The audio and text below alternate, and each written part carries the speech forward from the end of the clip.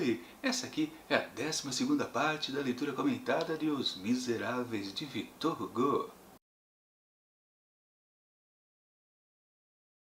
E agora entramos na reta final de Os Miseráveis. Finalmente estamos vencendo esse calhamaço de 1500 páginas. Sim, entramos na parte final, a quinta, intitulada Jean Valjean. E aqui nesse vídeo vamos tratar do livro 1 até o 2. Apenas 2 livros, mas são 100 páginas, com certeza de muita ação. E também muita enrolação, para falar a verdade. E sim, a gente percebe isso logo de cara assim que começa a ler os primeiros parágrafos do livro 1. Pois o que é que o Sr. Victor Hugo oferece para a gente?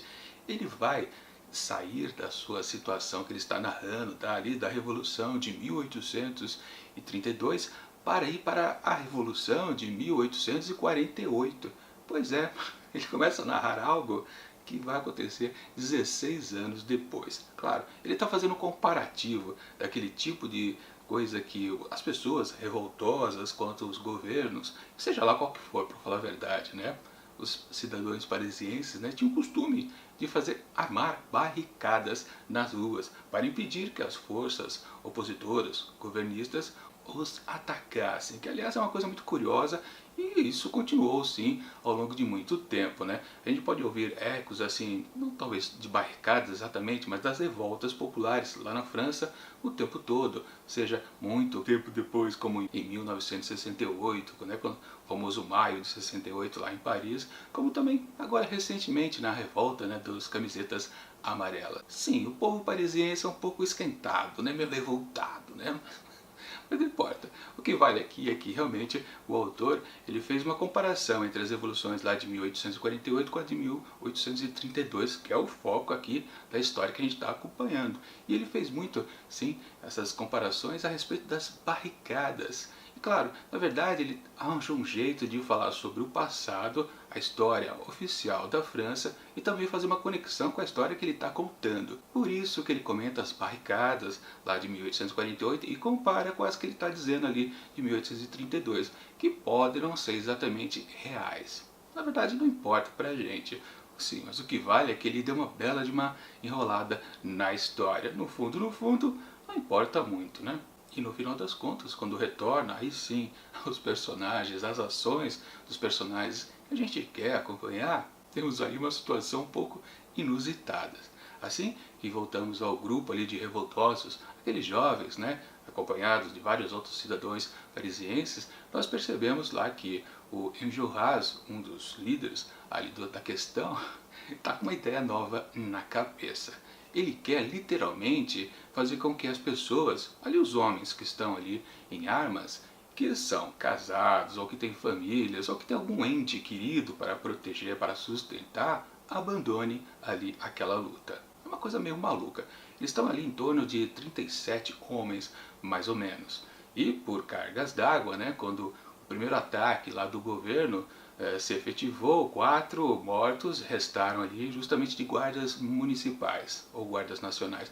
Agora não lembro, não importa. O que vale é que o Enjolras mandou tirar os uniformes dessas pessoas mortas. Ou seja, com 4 uniformes, 4 pessoas que estão ali dentro desse grupo poderiam voltar para sua casa tranquilamente, poderiam circular pela cidade, que ninguém, ou claro, ameaçaria de nenhuma forma, justamente por causa do uniforme. Então, no mínimo, 4 pessoas ele gostaria que abandonassem ali aquela luta. Agora vamos combinar uma coisa, né? A gente precisa lembrar que quando o senhor Mabeuf acabou morrendo, o Enjolras se valeu muito daquela situação corajosa daquele senhor em querer lutar pela causa ali dos revolucionários ou dos insurgentes, né? Carregando lá a bandeira até o topo da barricada e acabou morrendo crivado de balas. Sim, ele fez muito esforço para unir aquele time todo, né? Em volta daquela pessoa que acabara de morrer.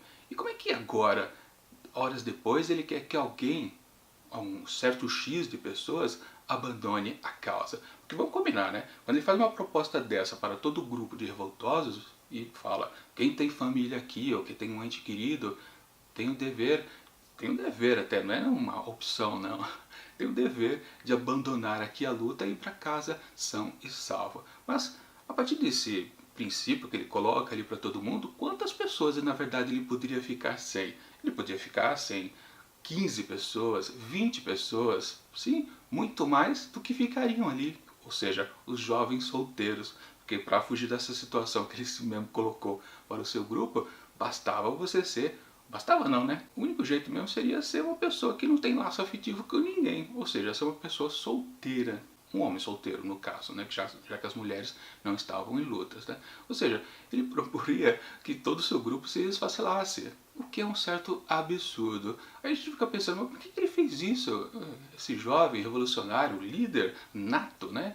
Por que ele fez isso? Na verdade, é só para cumprir uma necessidade aqui da narrativa do Victor Hugo. Ele precisava colocar Jean Valjean ali dentro. Aí você lembra, né? Claro, no capítulo passado, Jean Valjean saiu de casa fardado com as roupas da Guarda Nacional. E exatamente nesse momento onde todo o pessoal estava discutindo quem podia ir para lá e para cá, realmente o pessoal aderiu, falando, não, você tem família, você deve abandonar a gente sim. No final das contas, né, fizeram lá o resumo da ópera, descobriram que 5 homens podiam e deviam sair ali da luta, ou seja, precisavam então de 5 uniformes. Mas como eu comentei, apenas 4 mortos estavam disponíveis ofertando os seus devidos uniformes, né? Vai, qual é a solução? Obviamente, né? Daquele bafafá, alguém vai ter que desistir, né? Todo mundo foi encorajado a fazer isso e agora um dos 4, um dos 5 vai ter que desistir de ficar são e salvo? Não, né? Antes que alguém tomasse uma decisão definitiva, né? Jean Valjean surge ali no meio da multidão e joga seu uniforme ao chão e fala, temos mais um uniforme aqui. Pois é, foi para isso tudo que essa situação maluca foi proposta pela narrativa aqui da história, para que o personagem Jean Valjean entrasse ali dentro. Ou seja, todo mundo até se espantou, que esse cara aí jogando uniforme aqui, né? Bom, lembrando que, também um breve comentário ali, né? Ele chegou, se aproximou de tudo aquilo, da barricada, das ruas que estão tomadas pelos revolucionários, devidamente fardado. Aliás, ele passou pelos vigias ali do pessoal mesmo. E até uma coisa curiosa, né? O pessoal, os vigias, eles não se incomodavam de passar um guarda nacional sozinho. Consideravam que não era algo perigoso, algo meio maluco, né? Poxa, basta uma pessoa, um soldado conseguir derrubar todo um grupo de revoltosos. É uma coisa também um pouquinho forçada da narrativa, né? Obviamente ele teria que ser impedido, ainda mais fardado, né? Mas não. De qualquer forma, ele se aproximou ali de todo esse grupo que estava se questionando quem deveria ir para casa, ninguém percebeu, estava todo mundo de costas. Ele ouviu toda a conversa, ele ouviu toda a questão. Depois ele saiu um pouco para trás, trocou o uniforme pelas roupas civis e aí sim ele jogou o uniforme lá dentro da União de Bacanas. Claro que todo mundo estranhou, como eu disse, né? Mas quem o salvou de qualquer outro empecilho foi justamente Marius, que disse, eu o conheço. Obviamente que ele conhece, afinal de contas é o pai da sua pretendida. E aí, claro, Marius começou a ficar um pouco incomodado, né? Começou a ter lembranças novamente de Cosette. Afinal de contas, né? Ele estava ali meio que para morrer mesmo, já que ele não podia ficar com sua amada. Então vamos dar a vida pela pátria, pela república. E no final das contas, também é uma coisa que o autor aqui, Victor Hugo, voltou ao texto, né? Por que se está acontecendo tudo isso?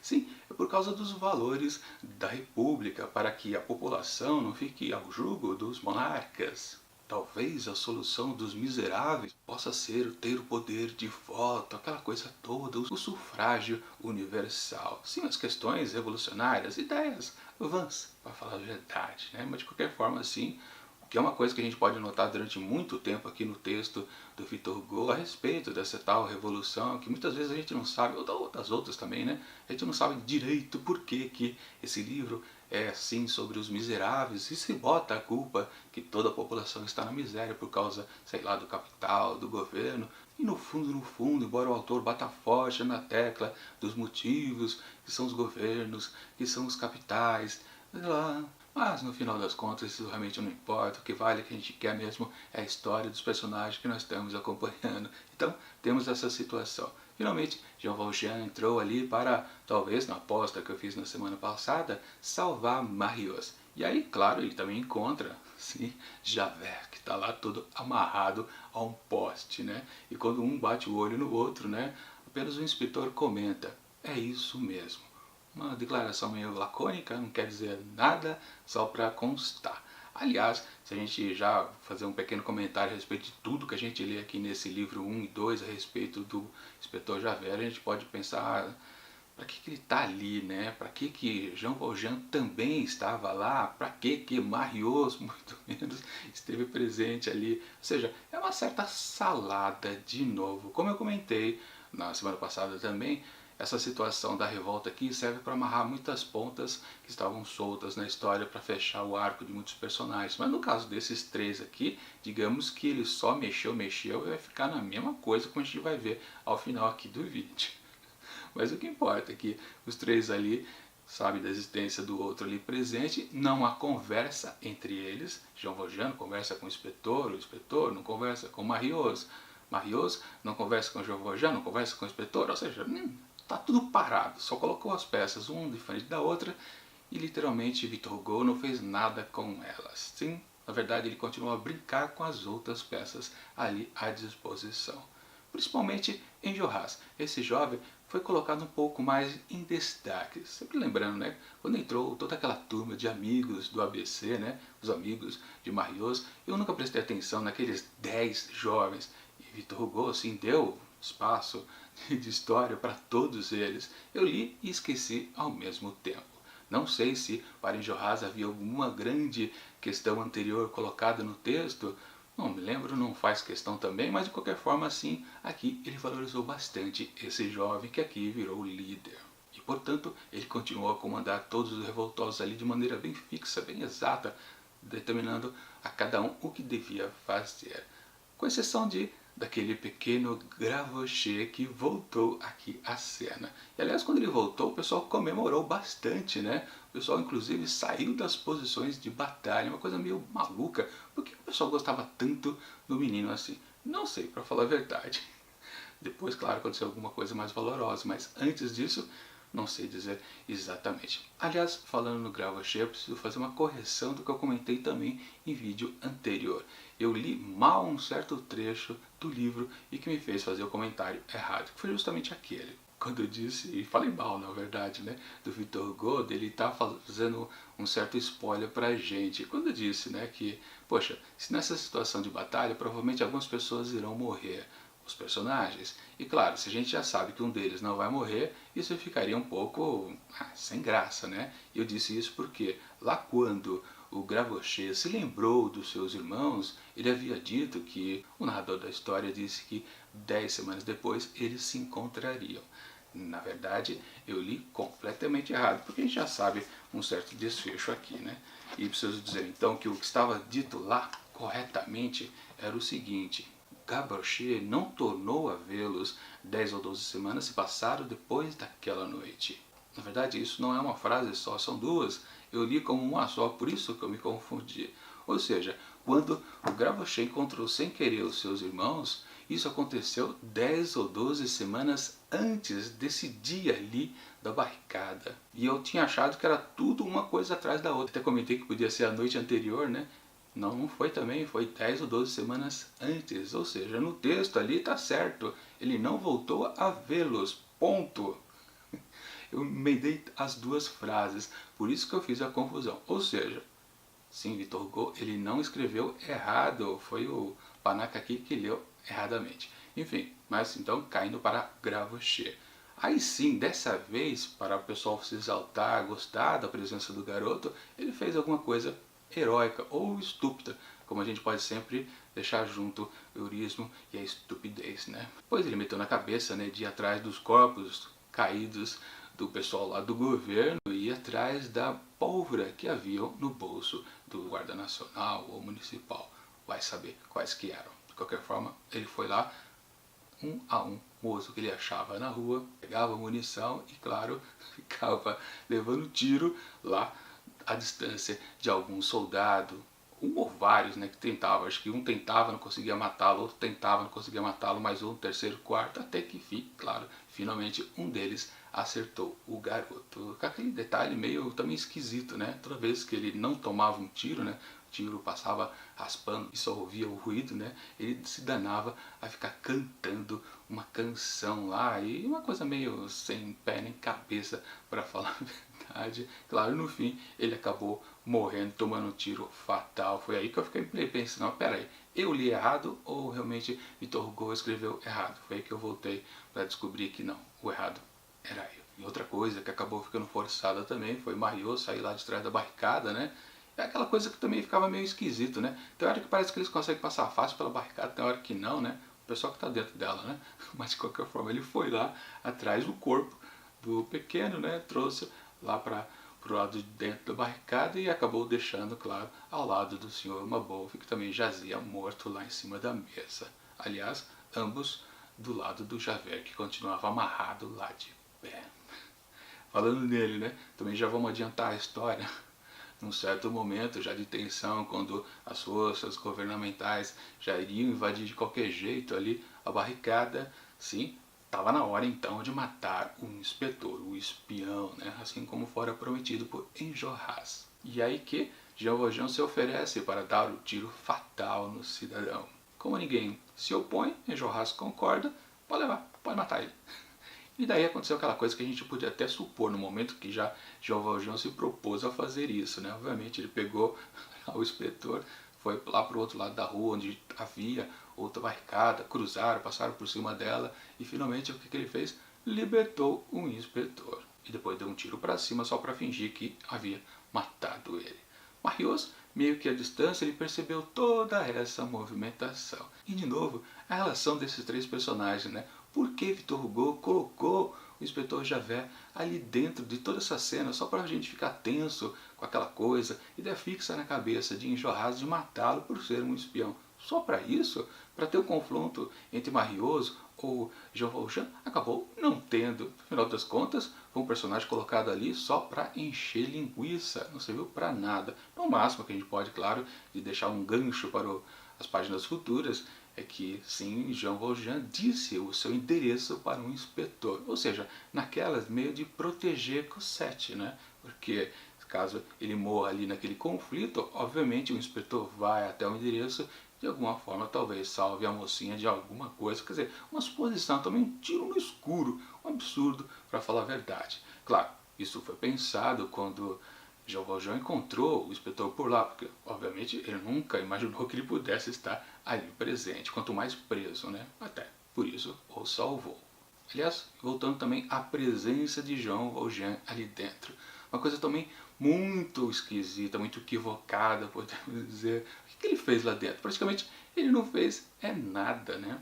Sim, ele ficou bem visto pelo pessoal, porque ele ofereceu o uniforme que ele tinha. Ninguém perguntou como é que ele tinha o uniforme, né? Na verdade, ele era um guarda nacional, mas tudo bem. E depois ele não fez mais nada proativo para a causa. Ele apenas ficava ali quieto no seu canto, com a espingarda nas pernas, e ficava de boas ali. No máximo, num certo momento, ele chegou a atirar num sujeito que estava andando pelos telhados ali das casas vizinhas para espionar a barricada. E numa atitude bem pensada, ele não atingiu fatalmente, só dava uns tiros para assustar o cidadão. Aliás, o cidadão primeiro e também o segundo que depois apareceu. Tanto depois os pessoal dos amigos de Marius perguntaram para ele, mas por que você não deu um tiro fatal lá no cidadão que estava nos espionando? Era para apenas... Aliás, ele não respondeu, né? Isso que fica bem claro, né? Ou seja, ele ficava ali de como um cara esquisitão. E depois a gente veio saber mais lá pro final da batalha, quando tudo se esquentou, né? Que na verdade ele ficava afastado porque ele pegava os feridos. Assim que alguém caía, seja morto ou ferido, arrastava o cidadão ou o corpo lá para dentro do bar, da taverna, né? E providenciava que ele fosse curado por alguém lá, ou então esfriasse o corpo, sei lá. É a única coisa que ele fazia de útil para todo o pessoal por ali. E também a gente já pode adiantar também da história do Marius, né? No final das contas também, quando tudo já estava aos finalmente, né? Marius foi atingido e meio que caiu inconsciente, ele percebeu que alguém o levava e disse, antes de perder a consciência, né? Estou sendo preso. Na verdade ele não estava sendo preso, depois a gente descobriu, né, que foi o próprio Jean Valjean que o pegou e levou ele embora. E aí tá o absurdo de Jean Valjean em tudo isso. Lembram? Quando ele recebeu a carta lá do Gavroche, que era a carta endereçada a Cosette, ele teve toda essa ideia, não, vou para lá, vou para a barricada, vestido com o uniforme da Guarda Nacional. Qual era a ideia dele? Salvar Marius, mas efetivamente ele não fez nada para salvar o moleque. Não conversou com ele de maneira alguma, só ficou observando que diabo de salvamento é esse. Ou seja, na verdade a gente não tem a ideia realmente do Jean Valjean, o narrador não diz isso pra gente, mas foi isso que ele foi fazer lá, não tem outro motivo. Como eu disse, ele não ia lá para assistir o moleque morrer, não, né? Será que ele teve a ideia depois, assim como teve a ideia depois em relação ao inspetor Javert quando viu que ele estava lá presente? É tudo maluco essa situação armada pelo Victor Hugo. De novo, tudo isso só existe para amarrar as pontas. Não faz sentido algum. Aliás, a única coisa boa de todos esses momentos de ação em relação à barricada foi justamente as coisas de ação. Mas mesmo assim eu devo confessar que eu não fiquei tão empolgado como, por exemplo, foi lá na questão da Batalha de Waterloo, onde eu lia com muita curiosidade. Aqui também, digamos que é uma situação militar da mesma maneira, né? Um atacando ao outro. Só que uma diferença é que lá na Batalha de Waterloo, literalmente, eu não conhecia os personagens. E sim, foram colocados muitos postos militares, tanto do lado do Napoleão quanto do lado lá dos atacantes. E sim, eu não conhecia nenhum deles, mas ficava curioso por tudo isso. Aqui eu conhecia os personagens em questão, só que esses personagens aqui não me dizem nada, que são justamente os amigos do ABC. Nada do que eles fazem, na verdade, me agrada, ou seja, eu leio o que acontece com eles, mas é interessante, mas e aí? Provavelmente é coisa que eu vou esquecer, mas de tudo aquele lá a respeito de como se procedeu a Batalha de Waterloo, eu vou lembrar mais, mas isso eu tenho certeza absoluta. No mais, como eu disse, o que mais se destacou aqui foi o Enjolras. Aliás, a morte dele também é bem heróica, né? Se preparando a levar o tiro, sendo fuzilado praticamente, né? Pelos atacantes do governo. E aí até aparece aquele outro personagem que ficou dormindo, né? Numa coisa meio maluca também aqui do texto, né? Aliás, um personagem que eu tinha até esquecido, né? Quando o narrador começa a falar sobre ele de novo, que até agora estava dormindo durante toda a confusão que já tinha acontecido desde a noite anterior, durante toda a madrugada, e o cara não acordou. Só acordou quando teve o silêncio. Ai, que coisa bonita, né? Mas de qualquer forma, morreu junto lá com Enjolras. Bom, e no final das contas, de tudo isso, de toda a revolta, coisa e tal, o que aconteceu? Bom, todo mundo morreu, né? Só se salvou realmente o inspetor Javert, que foi salvo pelo herói aqui dessa história, e depois o próprio também Marius e Jean Valjean, que escaparam ilesos porque conseguiram achar um jeito de entrar no esgoto parisiense. Com certeza, né? Aliás, bom, e aí sim se fechou o livro 1. E no livro 2, então ficou reservado aqui para esse vídeo, o que temos lá? Apenas a história oficial sobre os esgotos parisienses. Pois é, como tudo foi evoluindo ao longo dos tempos, como a merda foi ficando maior, literalmente, para ser bem exato, né? Se Victor Hugo gostou páginas, páginas e páginas para falar em merde, só para falar em francês, para ficar um pouquinho mais elegante o finalzinho do que a gente tem a dizer a respeito de tudo isso aqui. E assim, só esqueci de dizer duas coisas, né? Diferente, enquanto estava ali a confusão da barricada, nós tivemos duas cenas externas. Uma foi com a própria Cosette, que sim, apenas acordou e ficou esperançosa que o Marius aparecesse. Ela nem ficou sabendo que o pai não estava lá dentro de casa. Ela pensava que ele estava dormindo, na verdade eles já estavam os dois juntos, pai e amado. Para nada também essa cena, né? E também outra coisa que apareceu foi os irmãos do Gravochet que voltaram num comentário do autor a respeito do que aconteceu com eles depois daquele dia que foi há tanto tempo atrás e eu pensava que era a noite anterior, né? Eles encontraram um homem junto com uma criança, na verdade pai e filho, né? Que parece que fora citado uma vez pelo Gravochet. Eu realmente não me lembrei da presença deles aqui na história em Os Miseráveis. Mas de qualquer forma, tem uma cena lá onde pai e filho falam algumas coisas ao filho, tentando dar bons ensinamentos a ele, né? Mas começa já a ouvir os tiros ao longe, melhor vamos embora daqui do parque. A situação estava se passando lá no parque, tem a coisa do cisne, de alimentar o cisne, o pãozinho do cisne vai cair na boca dos irmãos do Gravochet. Também é uma cena que é só para constar que eles não estão mortos, pelo menos também ali no conflito. Bom, e diante de tudo isso, acabou. Não tem mais o que falar a respeito do livro 1 e do livro 2. Bom, então, o jeito é falar sobre o próximo domingão, onde teremos o penúltimo vídeo aqui da leitura comentada de Os Miseráveis, que cobrirá o livro 3 até o 5, apenas 86 páginas de emoção, espero que seja de emoção, de coisa boa, a respeito de Jean Valjean, porque até agora, na parte dedicada, intitulada com seu nome, não aconteceu nada de relevante para ele por enquanto. Mas o que ele vai fazer? Ele vai unir os pombinhos? Filha Cosette e esse cidadão lá marioso que está interessado por ela? Não sei, não faço a mínima ideia, não tenho o que fazer de aposta. O inspetor Javert continua ali na dele, sabendo onde Jean Valjean mora. Também dá para perceber que talvez eles vão se bicar novamente, talvez ele vá querer ainda prender mais uma vez Jean Valjean, mas depois no fim, talvez ele vá deixar tudo em panos quentes, né? Você me salvou lá, não sei o que, pode ser que sim, pode ser que não. Não sei, só vamos descobrir no próximo domingão, no penúltimo vídeo aqui da leitura comentada de Os Miseráveis. E tchau!